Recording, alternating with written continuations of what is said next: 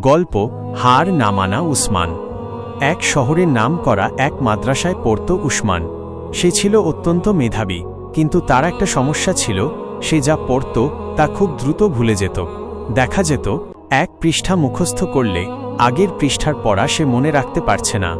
সহপাঠীরা যখন অনর্গল কিতাব পড়ে শোনাত, উসমান তখন থমকে যেত। সে অনেক সময় একা একা কাঁদতার ভাবত, হয়তো আমার দ্বারা ইলম অর্জন সম্ভব নয়। একবার সে সিদ্ধান্ত নিল মাদ্রাসা ছেড়ে বাড়ি চলে যাবে। ফেরার পথে সে ক্লান্ত হয়ে এক পাথুরে পাহাড়ের পাশে বসল। বিশ্রাম নেওয়ার সময় সে লক্ষ্য করল, পাহাড়ের গা বেয়ে এক ফোঁটা করে পানি পড়ছে নিচের একটি বড় পাথরের ওপর। অবাক করার বিষয় হল, পানির মৃদু আঘাতে সেই শক্ত পাথরটিতে একটি গভীর গর্ত তৈরি হয়েছে। উসমান অনেকক্ষণ তাকিয়ে ভাবল, পানির মতো এই নরম জিনিসটি যদি ক্রমাগত আঘাত করে শক্ত পাথরকে ফুটো করে দিতে পারে, তবে আমার মস্তিষ্ক তো পাথরের চেয়ে শক্ত নয়। আমি যদি বারবার চেষ্টা করি, তবে ইলম কেন আমার মাথায় ঢুকবে না? সে মাদ্রাসায় ফিরে এলো।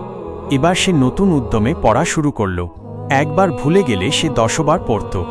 1 বছরের মাথায় উসমান তার ক্লাসের সবচেয়ে সেরা ছাত্রে পরিণত হল। পরবর্তীতে এই উসমানী বড় এক আলেম হিসেবে পরিচিতি লাভ করেন।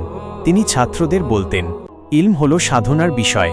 যে পাথর কাটার মতো ধৈর্য নিয়ে লেগে থাকে, সাফল্য তার কদম চুমে।